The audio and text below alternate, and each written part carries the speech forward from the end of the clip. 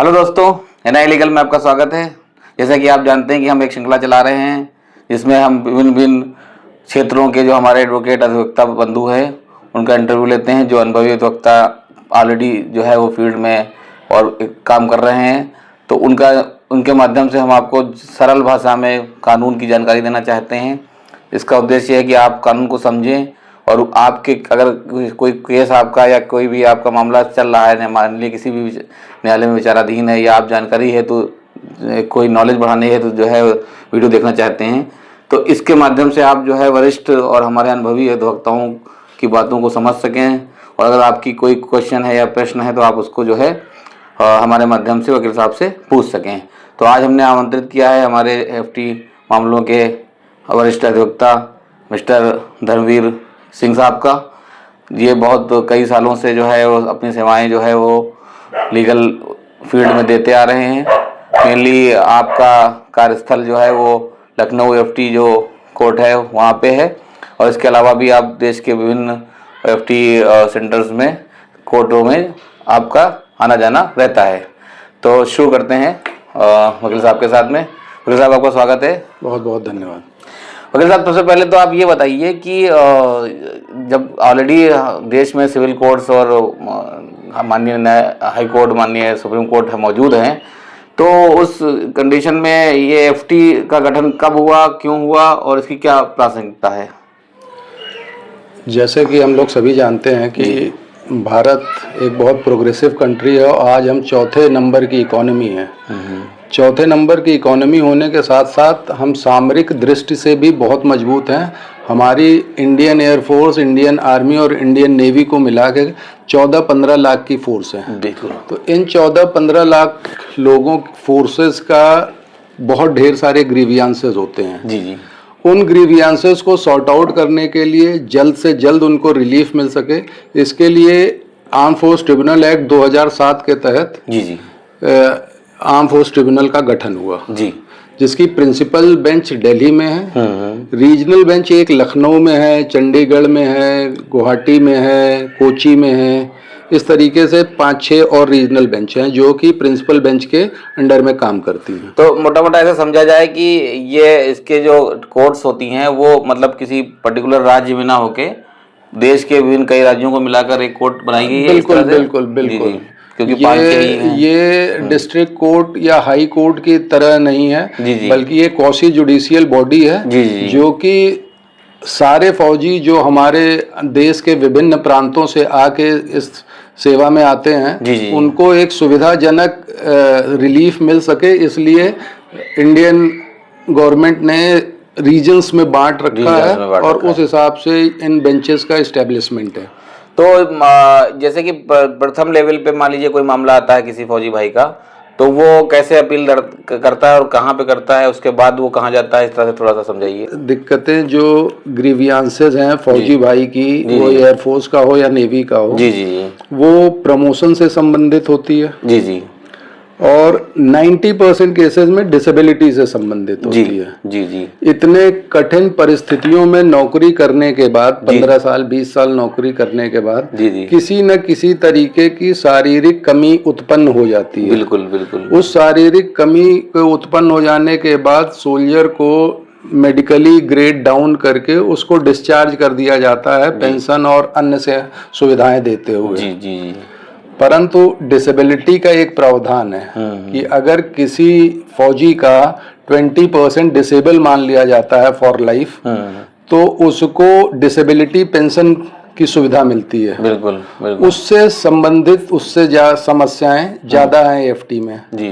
तो उसका सबसे पहला जो स्टेप है कि उसको मेडिकल बोर्ड में जिस तरीके से उसको अपील करनी होती है, फर्स्ट अपील जिसे हम कहते हैं। बिल्कुल। तो वो अपने संबंधित मेडिकल बोर्ड से अपील करता है कि हमको इस तरीके का मेडिकली हम सेवा में रहते हुए इस तरीके की दिक्कत आई जिसकी वजह से हम शारीरिक रूप से अक्षम हो गए हैं। तो उसकी फर्स्ट अपील वहाँ पे मेडिकल बॉडी बैठ के उस पर विचार करती है कि क्या ये सर्विस के कठिनाइयों की वजह से इसके अंदर शारीरिक अक्षमता आई है या कि स्वयं उत्पन्न हो गई है। तो वो अपील न अगर फेवर में नहीं डिसाइड हो पाती है किसी फौजी के, तो वो आर्म फोर्स ट्रिब्यूनल की तरफ रुख करता है और आर्म फोर्स ट्रिब्यूनल उसका निस्तारण करती है।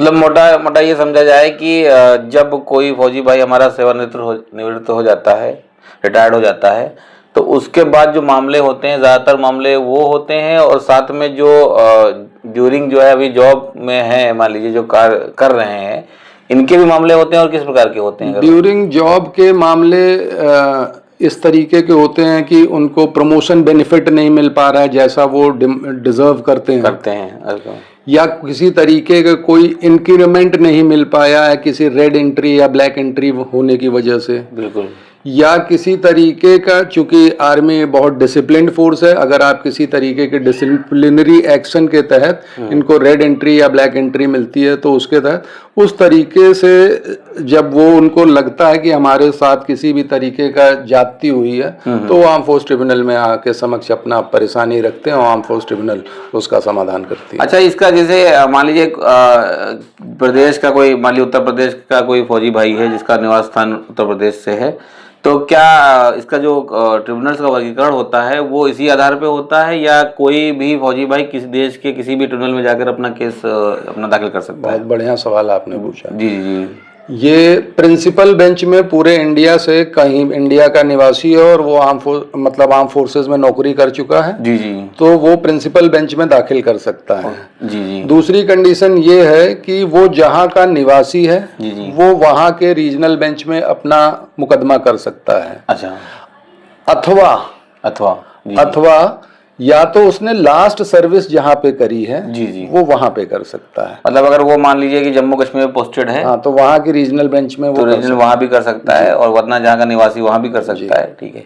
अच्छा वकील साहब, इसके जो न्यायाधीश या न्यायाधिकरण बॉडी होती है, जो इस पर डिसीजन टेकिंग बॉडी होती है, उनका क्या संयोजन होता है? वो एक बेंच होते हैं, दो बेंच, या किस तरह से, मतलब जैसे कि लखनऊ में इस समय 2 बेंचेस चल रही हैं। जी जी जी। अब 2 बेंचेस में एक जस्टिस साहब होते हैं और उनको फौज के कानूनों से अवगत कराने के लिए एक एडमिनिस्ट्रेटिव मेंबर होता है, जो कि फौज का या एयरफोर्स का या नेवी का उच्च पदाधिकारी होता है। जी जी जी। तो ये 2 लोगों की एक कोरम होता है। जी जी। जस्टिस होते हैं रिटायर्ड या सर्विंग डीजे लेवल के या हाई कोर्ट लेवल के, और एडमिनिस्ट्रेटिव मेंबर जो होता है वो नेवी, एयरफोर्स या आर्मी का उच्च पदाधिकारी, रिटायर्ड पदाधिकारी होता है। जी।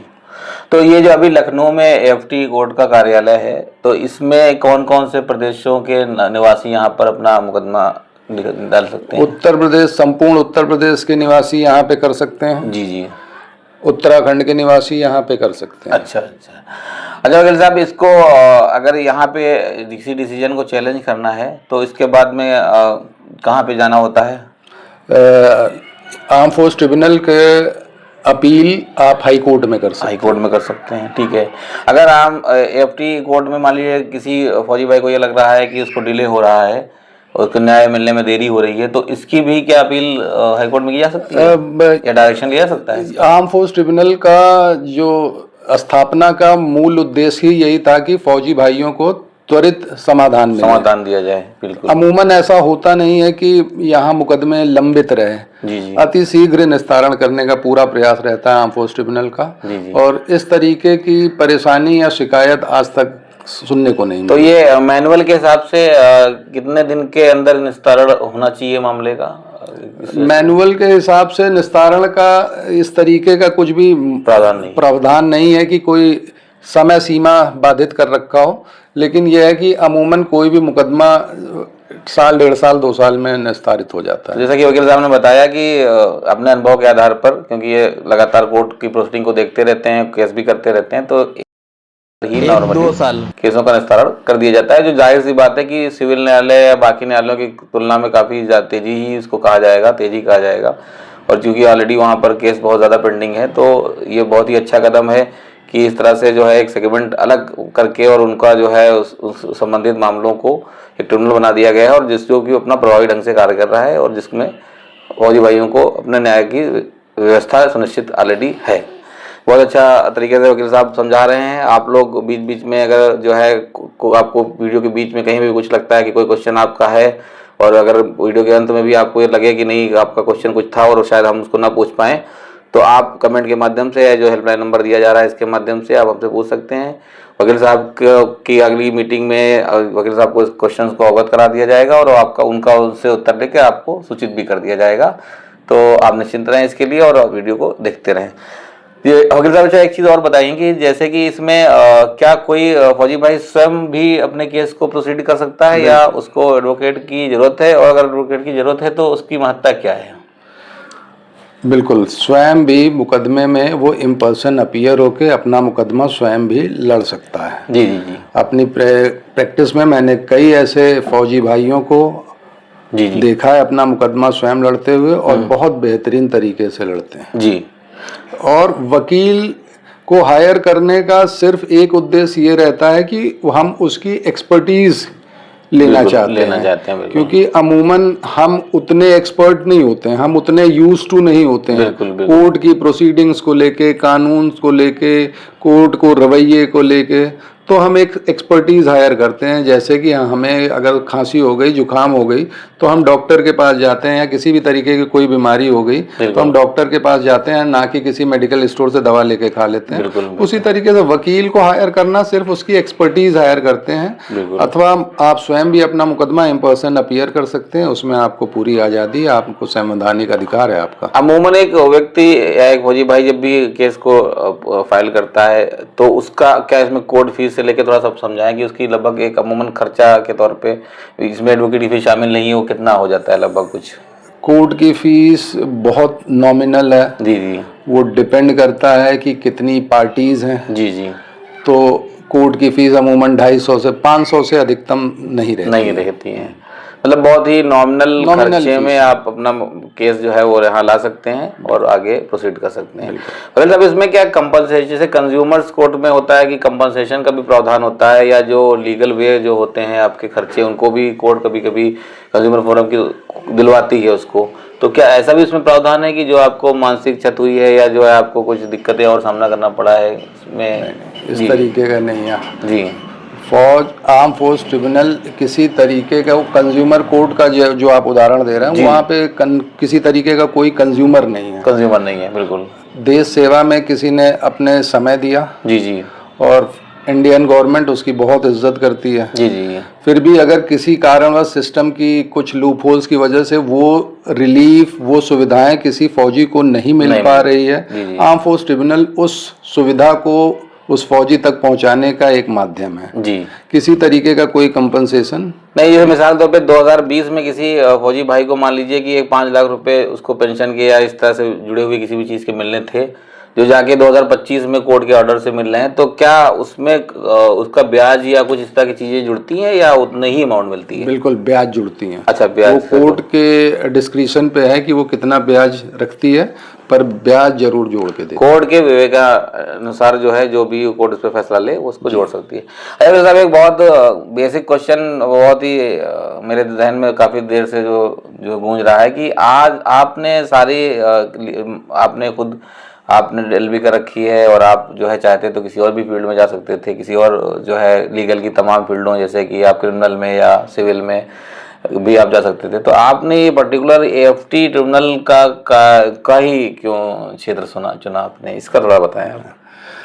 मैं लखनऊ कैंट में पला बड़ा हूँ। अच्छा अच्छा। मेरी पढ़ाई लिखाई लखनऊ कैंट के बीचों बीच स्थित एक रेप्यूटेड कॉलेज है, उससे हुई है। Okay okay. मेरे अधिकतर मित्रगण जो हैं फौजी हैं। जी जी।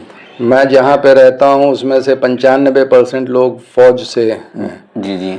उसका एक बड़ा गहरा असर पड़ा मेरे ऊपर। अच्छा। तो लिहाजा मेरे दोस्त, मित्र, रिश्तेदार सब फौज में हैं, तो पहली प्रैक्टिस का सबसे बढ़िया जो मेरे को प्लेटफॉर्म लगा वो है आर्म फोर्स ट्रिब्यूनल लगा। एक तरह से आपकी मानवीय संवेदनाएं भी जुड़ी हुई हैं, क्योंकि आप चूंकि खुद उस परिवेश से आते हैं, बाकायदा आपने उसी परिवेश में अपने पले बसे हैं जैसे आप बता रहे हैं, तो जाहिर सी बात है कि आपका एक लगाव भी है, तो आपने उसी लिए जो है बहुत अच्छा है।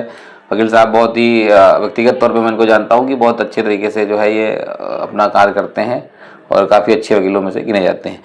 अच्छा वकील साहब, ये जो ऑफिसर जो आर्मी ट्रिब्यूनल के जो डिसीजन टेकर होते हैं, जिनको हम माननीय न्यायमूर्ति कहते हैं, तो ये क्या आर्मी ऑफिसर से रिटायर्ड भी हो सकते हैं या सिविल जज भी हो सकते हैं, या किस तरह से इनका गठन होता है? मतलब जजेस हाई कोर्ट से नॉमिनेटेड होते हैं। जी जी।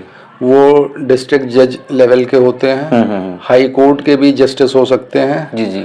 उनके साथ एक एडमिनिस्ट्रेटिव मेंबर बैठता है जो कि इंडियन आर्मी, नेवी या एयरफोर्स का उच्च पदाधिकारी होता है। तो इनका कार्यकाल कितने दिनों का होता है, मतलब कि कुछ ऐसा होता है? इनका रिटायरमेंट एज जो भी हाई कोर्ट चीफ जस्टिस की होती है, अच्छा, सेम वही होती है।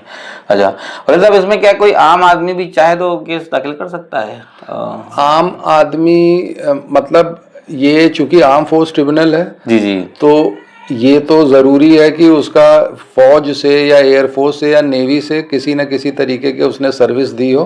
अन्यथा ये किसी सिविलियन के लिए ये आर्म फोर्स ट्रिब्यूनल नहीं है, और वहाँ पे किसी तरीके का इस तरीके का कोई मुकदमा एंटरटेन नहीं होता। जो वेंडर्स होते हैं, जो आर्मी जैसे कैंटीन को संचालित करते हैं या हॉस्पिटल को संचालित करते हैं, क्या वो लोग के मुकदमे भी इसमें नहीं आ सकते हैं? इसका जो पहला जो इंग्रेडिएंट है या जो पहला बेसिक प्राइमरी रिक्वायरमेंट है आर्म फोर्स ट्रिब्यूनल में मुकदमा करने का, कि आप इंडियन आर्मी, इंडियन एयरफोर्स या इंडियन नेवी में सर्विस आप कर रहे हो, सिविल स्टाफ हो या डिफेंस स्टाफ। मतलब जो एप्लीकेंट हो, जो केस को लेके आ रहा है, वो खुद जो है आर्मी से आर्मी हो, ये वकील साहब ने एयरफोर्स से वो जुड़ा होना। वकील साहब ने समझाया कि वो खुद उसका जुड़ा होना जरूरी है, मतलब अगर वो तभी वो केस को यहाँ पे ला सकता है। किसी जवान के जैसे मान लीजिए कि कोर्ट मार्शल कर दिया जाता है जी, तो क्या वो भी अपने मुकदमे को एफटी में ला सकता है? बिल्कुल ला सकता है जी जी। ये आर्म फोर्स ट्रिब्यूनल का गठन ही इसीलिए हुआ था जी, कि कोर्ट मार्शल की आप अपील जी जी आप आर्म फोर्स ट्रिब्यूनल में कर सकते हैं। अच्छा, जो जवान हमारे शहीद हो जाते हैं, उनके परिवार वालों को मान लीजिए कि टाइम पे जो भी कंपनसेशन या जो भी उनकी सुविधाएं मिलनी चाहिए नहीं मिल पाती, तो ऐसे मामलों को भी एफटी में लाया सकता है? अपने प्रैक्टिस में इस तरीके के मामले की शहीदों के परिवार किसी भी तरीके से परेशान या व्यथित होते हुए मैंने बहुत कम देखा है, या ये कह लीजिए कि ना के बराबर देखा है जी।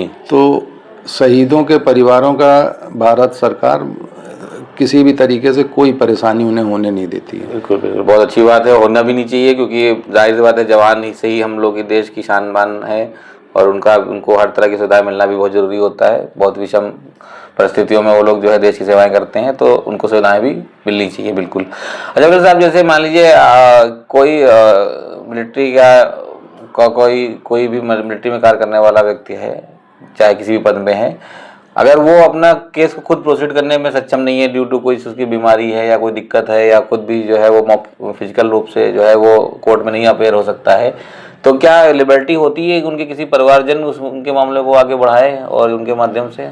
अमूमन सर्विस रिलेटेड डिस्प्यूट होती है जी जी, तो उस क्रिमिनल प्रोसीडिंग्स नहीं है जी, तो उसकी प्रेजेंस बहुत कम रिक्वायर्ड होती है जी, जबकि आर्म फोर्स ट्रिब्यूनल में किसी की पर्सनल प्रेजेंट बहुत कम रिक्वायर्ड होती है। वकील अपना काम जिम्मेदारी से करता है।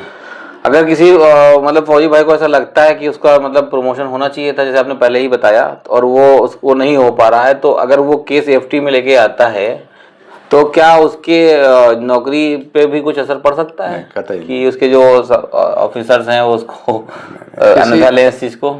किसी तरीके की कोई द्वेष भावना नहीं रहती है जी जी जी, क्योंकि संविधान आज़ादी देता है जी जी। तो इस तरीके का बिल्कुल ये कहना बिल्कुल गलत है कि किसी तरीके से द्वेष, आप मुकदमा लेके एफटी चले गए हो तो आपके साथ किसी तरीके का भेदभाव हो, आपको परेशान किया जाए, ऐसा नहीं होता है। तो मतलब वकील साहब ने बहुत अच्छा से समझाया कि ऐसा नहीं है कि अगर किसी को ऐसा लगता है तो वो एफटी में आ सकता है, और उसको इसका भी चिंता नहीं इस बात की करनी चाहिए कि उसकी नौकरी पे कोई इस पे असर पड़ेगा।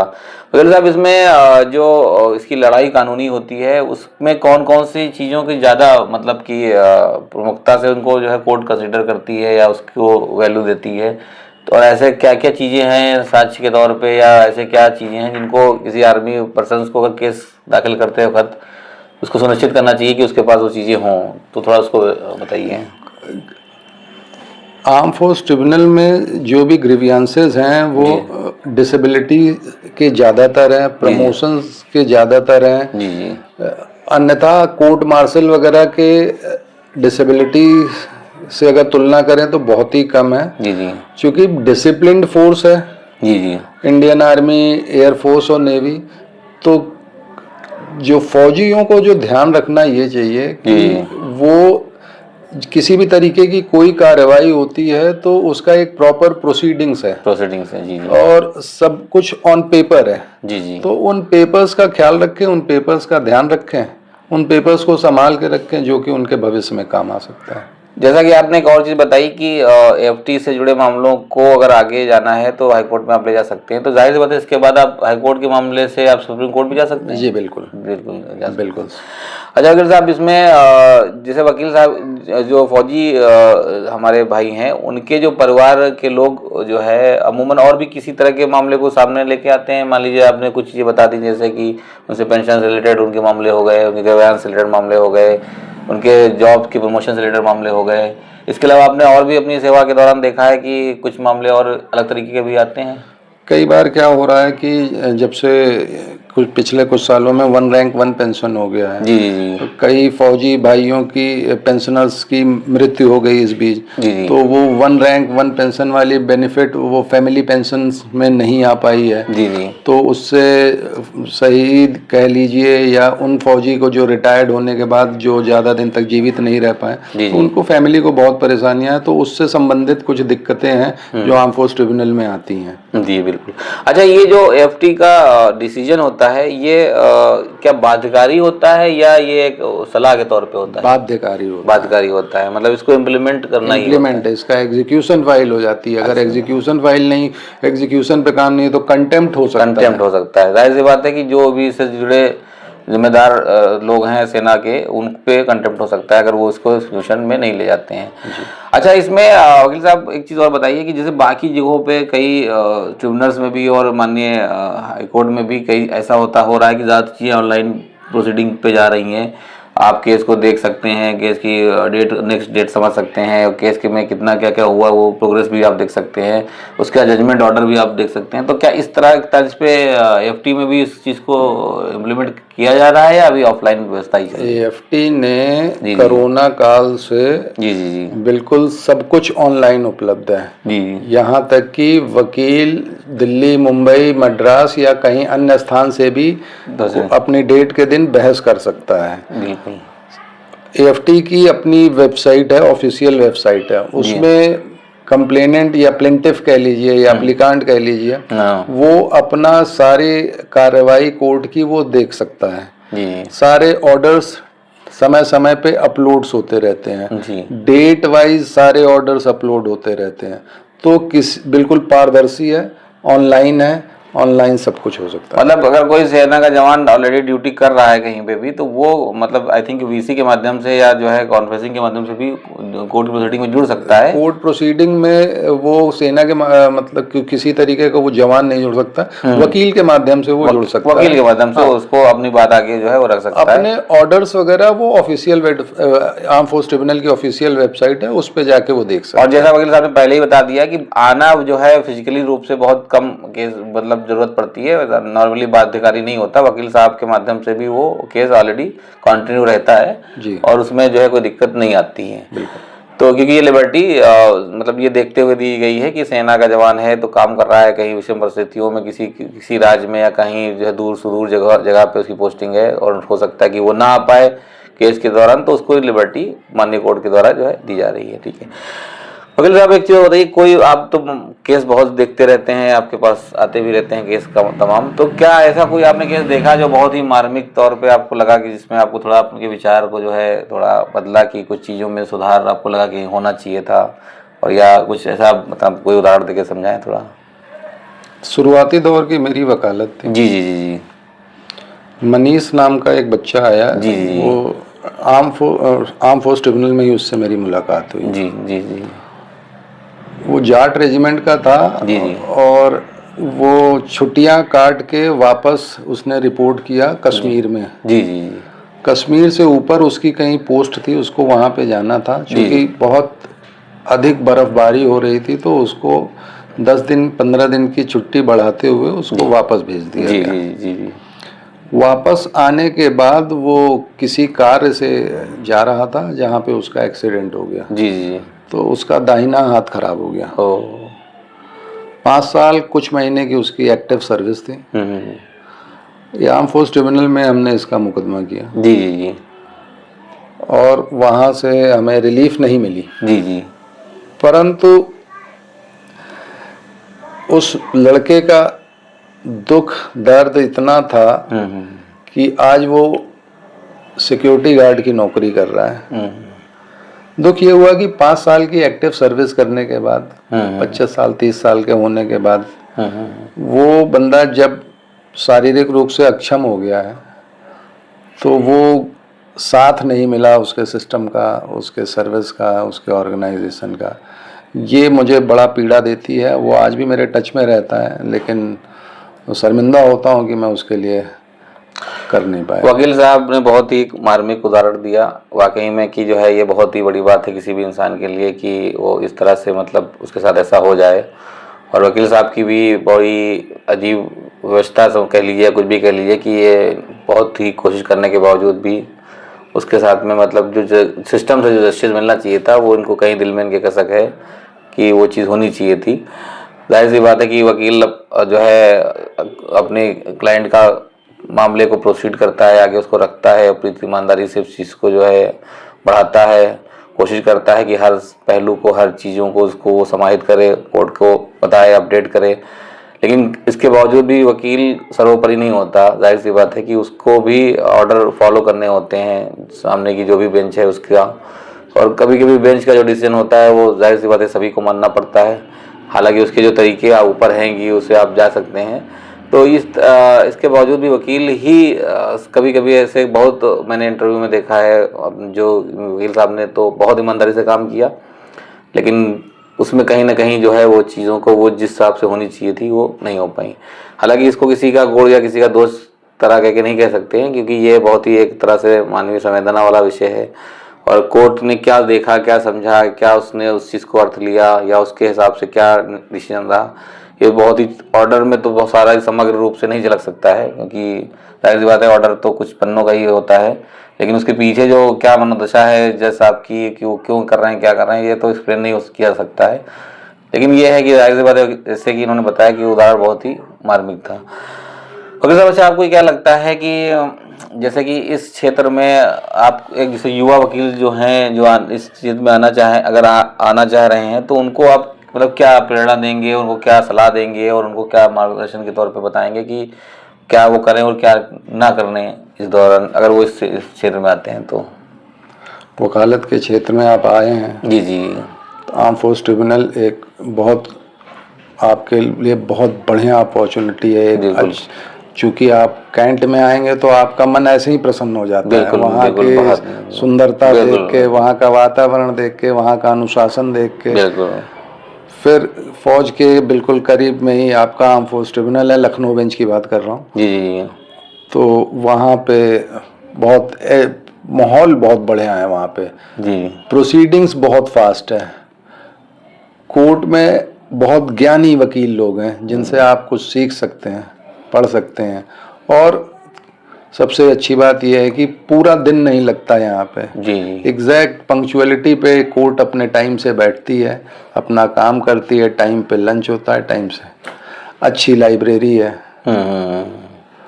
और आप इंडियन आर्मी, इंडियन एयरफोर्स और इंडियन नेवी के लोगों के बीच में रहते हो तो आपके जीवन पे एक अनुशासन का एक बड़ा अच्छा सा प्रभाव पड़ता है। वकील साहब, कोई आपने इस दौरान कोई बहुत ही जो चर्चा में रहा हो, अखबारों में आया हो या कुछ, क्योंकि नॉर्मली तो एफटी आर्मी से रिलेटेड कोई भी चीज़ों पे बहुत ज़्यादा जो है चर्चा नहीं होती है समाज में, और वो समाज एक तरह से उनसे अनभिज्ञ ही रहता है कि क्या हो रहा है क्या नहीं हो रहा है, क्योंकि जाहिर सी बात है होना भी चाहिए क्योंकि वो सिक्योरिटी से रिलेटेड भी मामला होता है। आप अधिवक्ता होने के नाते आपने कोई केस या किसी दूसरे वकील साहब का केस, कुछ आपने अदालत परिसर में कुछ ऐसा चीज़ देखा जो आपको मतलब जो जनता को आप बताना चाहें, जो आपको थोड़ा हटके लगा या कुछ उसमें अलग मर्म था?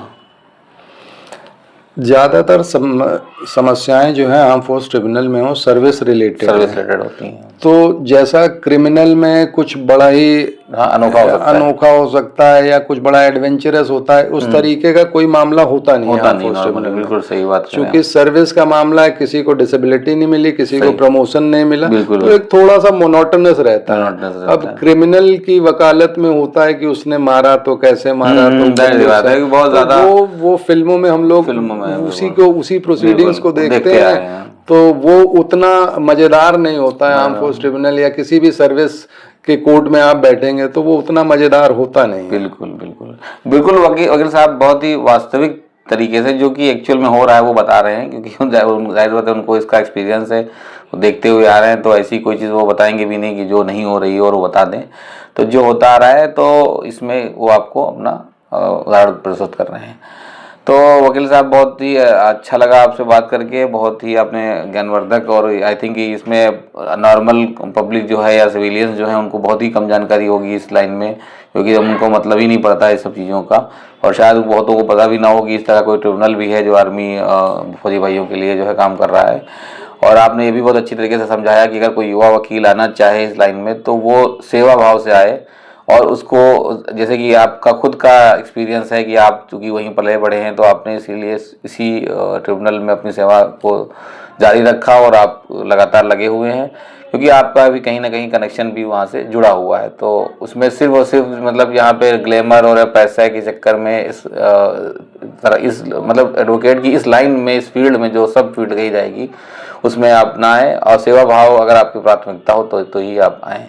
तो अगर बहुत आपने कीमती वक्त निकाला, इसका बहुत बहुत धन्यवाद आपको। बहुत धन्यवाद। और दर्शकों आपसे कह रहे हैं कि दोबारा की अगर आप मान लीजिए फिर से अगर आपको कोई ऐसी चीज़ लगती है, हो सकता है कि हम क्वेश्चंस वो ना पूछ पाए हों जो आपके मन में है, जो आप चाह रहे हैं कि पूछे जाना चाहिए थे, तो आप इनको जो है हमको किसी भी माध्यम से, चाहे तो व्हाट्सएप के माध्यम से या फ़ोन के माध्यम से या कमेंट बॉक्स के माध्यम से बताएं।